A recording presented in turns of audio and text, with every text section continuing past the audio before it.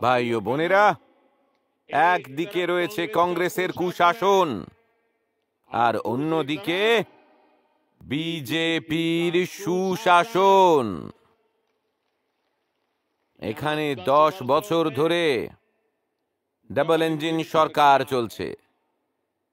এই কারণে দরিদ্র কল্যাণে যেসব যোজনা আমি তৈরি করেছি সেগুলোকে 100% কাজে লাগানোয় হরিয়ানা 1 নম্বরে। হরিয়ানা চাষাবাদের ক্ষেত্রেও অভূতপূর্ব প্রগতি করেছে, আর এখানে নতুন উদ্যোগের পরিধিও নিরন্তর বেড়ে চলেছে। যে দক্ষিণ হরিয়ানাকে উন্নয়নের থেকে বঞ্চিত রাখা হয়েছিল, আজ তা কয়েক গুণ বেশি গতিতে এগিয়ে চলছে। দেশের রাস্তাঘাট হোক, রেল হোক বা মেট্রো হোক, এর সঙ্গে জড়িত যত বড় বড় যোজনা আছে তা এই অংশের থেকেই নিয়ে যাওয়া হচ্ছে। দিল্লি মুম্বাই এক্সপ্রেসওয়ের, দিল্লি দোসা লাল সোটের প্রথম ধাপের উদ্ঘাটন করা হয়ে গেছে। দেশের সবচেয়ে লম্বা এক্সপ্রেসওয়ে হরিয়ানার গুরুগ্রাম, পলওয়াল আর নু জেলার মধ্যে থেকেই যাচ্ছে।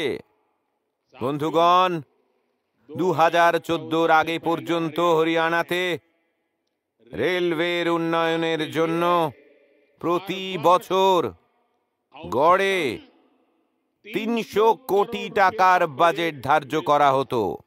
300 কোটি টাকা। এবছর হরিয়ানাতে রেলওয়ের জন্য আমরা প্রায় 3000 কোটি টাকার বাজেট ধার্য করেছি। একবার ভাবুন, কোথায় 300 কোটি আর কোথায় 3000 কোটি। আর এই পার্থক্য গত 10 বছরে এসেছে। রোহতক, মহম, হানসি, জিন্দ আর সোনিপথের মতো নতুন রেল লাইন আর আম্বালা, ক্যান্ট, ডাপ্পারের মতো লাইনকে দ্বিগুণ করার মাধ্যমে লক্ষ লক্ষ মানুষের লাভ হবে।